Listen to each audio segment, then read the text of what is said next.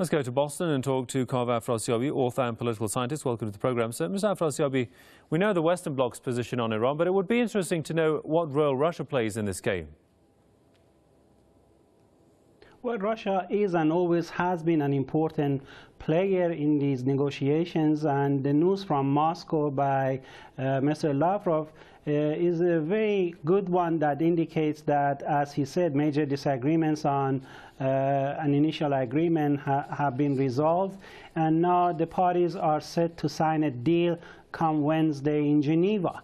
And let's not forget that Mr. Lavrov was the last one to arrive in Geneva at the previous round, was not as optimistic as the rest, and so the fact that he has come forth with these very high optimistic notes about the coming meeting is very significant.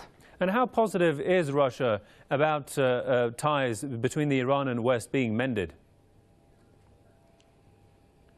Well, I think it's in Russia's interest that there would be less and less tension at its back door, with respect to Iran, that's its maritime neighbor. So it's in Russia's interest to see a deal and the relaxation of tensions and the normalization of relations between Iran and the West.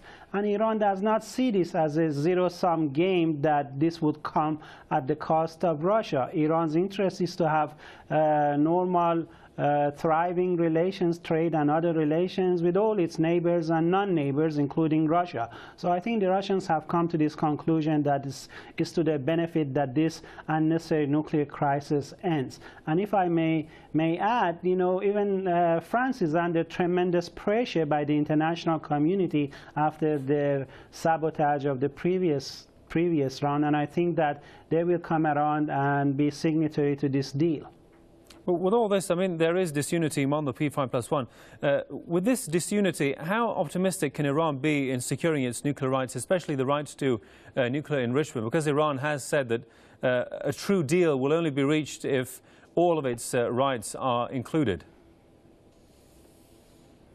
Absolutely, and I think that Iran has made it very clear that there won't be any deal short of recognizing Iran's legitimate nuclear rights, including the right to peaceful uranium enrichment, which is entitled under the Articles of the Non-Proliferation Treaty.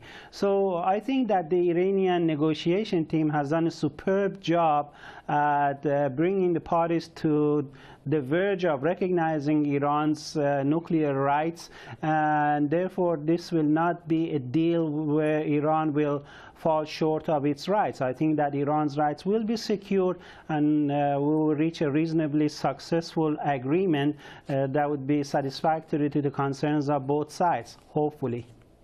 Author Afrasiabi from Boston, thanks for your thoughts there, sir.